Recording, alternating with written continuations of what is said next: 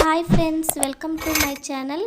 ఈరోజు కూడా ఒక మంచి వీడియోని మీతో షేర్ చేసుకుంటున్నానండి.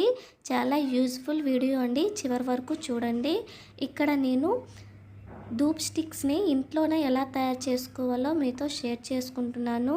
ఈ ధూప్ స్టిక్స్ తయారు చేయడానికి నేను ఇక్కడ పూజ కోసం యూజ్ చేసే పువ్వులు ఉంటాయి కదండి, వాటిని తర్వాత బయట పరేయకుండా ఆ పువ్వులతోనే ఇక్కడ నేను ధూప్ స్టిక్స్ని తయారు చేసుకుంటున్నాను.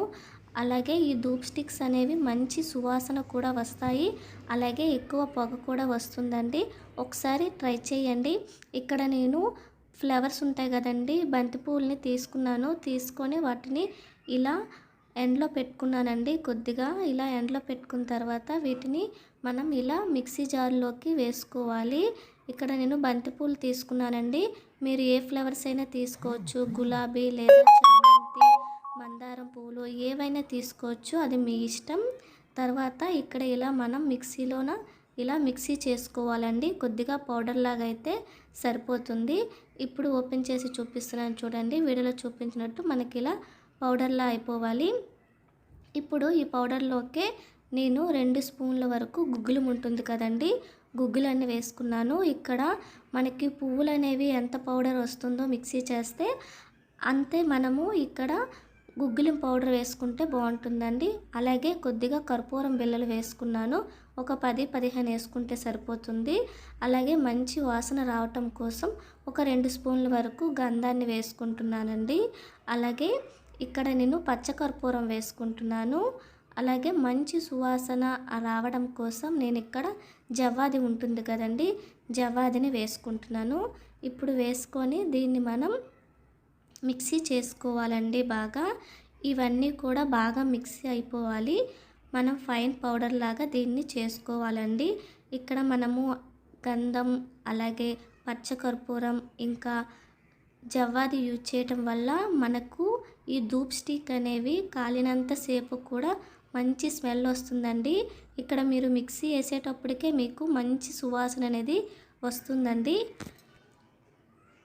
చూడండి, ఇక్కడ మనకి ఇలా బాగా పౌడర్ అయిపోవాలండి. అప్పుడే మనకి ధూప్ స్టిక్స్ అనేవి బాగా వస్తాయి. వీడియోలో చూపించినట్టు ఇలా మెత్తగా మనం పౌడర్ చేసుకోవాలి. ఇప్పుడు దీన్ని ఒక ప్లేట్లోకి తీసుకోవాలండి.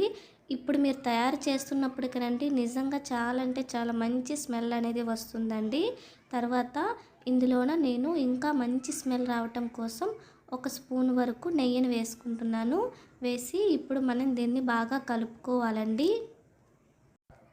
ఈ నెయ్యి అనేది మనకి పౌడర్లో బాగా కలిసిపోయినట్టు మనం ఇలా కలుపుకోవాలండి.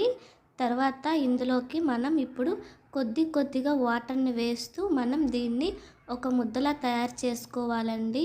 వాటర్ అనేది నాకు ఇక్కడ ఒక టీ గ్లాస్ వరకు పట్టింది. ఎందుకంటే ఈ ఫ్లేవర్స్ అలాగే గుగ్గులం ఇవనేవి వాటర్ని బాగానే పీల్చుకుంటాయండి. మరి పొడిలా కాకుండా వీడియోలో చూపించినట్టు మనం ఇలా కొద్దిగా వాటర్ వేస్తూ మనం దీన్ని ముద్దలా చేసుకోవాలండి.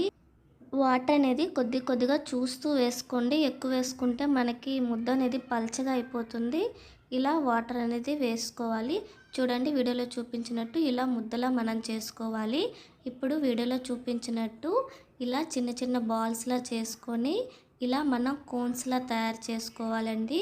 మీకు సిలిండర్ షేప్ కావాలంటే సిలిండర్ షేప్, ఇలా కోన్లో కావాలంటే కోన్ షేప్ మీరు చేసుకోవచ్చు.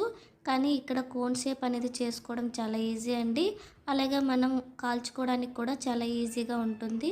చూసారా, ఇలా మనం తయారు చేసుకోవాలి. కింద మాత్రం ఫ్లాట్గా ఉండేటట్టు చూసుకోండి, ఎందుకంటే అవి నించుంటేనే బాగుంటుంది కదా. తర్వాత ఇంకొకటి తయారు చేసి చూపిస్తున్నాను చూడండి. ఇలాగే మనము అన్నీ కూడా తయారు చేసుకోవాలండి. అన్నీ ఒకే సైజులో తయారు చేసుకుంటే బాగుంటుంది. ఇవి కాలేటప్పుడండి నిజంగా చాలా అంటే చాలా మంచి స్మెల్ వస్తుంది. అలాగే ధూపం వేసుకున్నాం కాబట్టి మనకు ధూపం స్మెల్ వస్తుంది, అలాగే పొగ అనేది కూడా ఎక్కువ వస్తుందండి.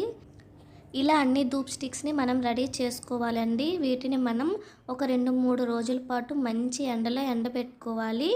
ఇక్కడ చూడండి, నేను బాగా ఎండబెట్టిన తర్వాత మీకు చూపిస్తున్నాను. 3 రోజులు నేను ఇక్కడ ఎండలో పెట్టుకున్నానండి. ధూప్ స్టిక్స్ అనేవి బాగా ఎండిపోయాయి. మనకి ధూప్ స్టిక్స్ అనేవి బాగా ఎండిన తర్వాత మాత్రమే వీటిని యూజ్ చేసుకోవాలండి. అప్పుడే అవి మనకి బాగా కాలుతాయి. ఇప్పుడు చూడండి, ఇక్కడ నేను ఒక ధూప్ స్టిక్స్ని వెలిగించి చూపిస్తున్నాను. చాలా వేగంగానే వెలిగిపోతాయండి. ఎందుకంటే మనం కర్పూరం వేసాం కదా! అందువలన మనకి ఎక్కువ టైం అనేది తీసుకోదు. ఇలా ఎలిగించగానే అలా ఎలిగిపోతుందండి. చూడండి ఇప్పుడు ఇక్కడ నేను పెడుతున్నాను ఆఫ్ చేసి.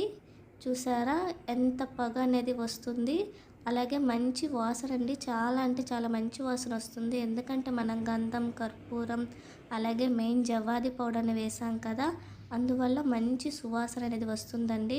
వీటిని మనం దేవుడి దగ్గర మందిరంలోనే పెట్టుకోవచ్చు. లేదా ఈవినింగ్ టైం అలా ఇంట్లో వెలిగించుకున్నా కూడా మనకి మంచి సువాసన అనేది వస్తుందండి.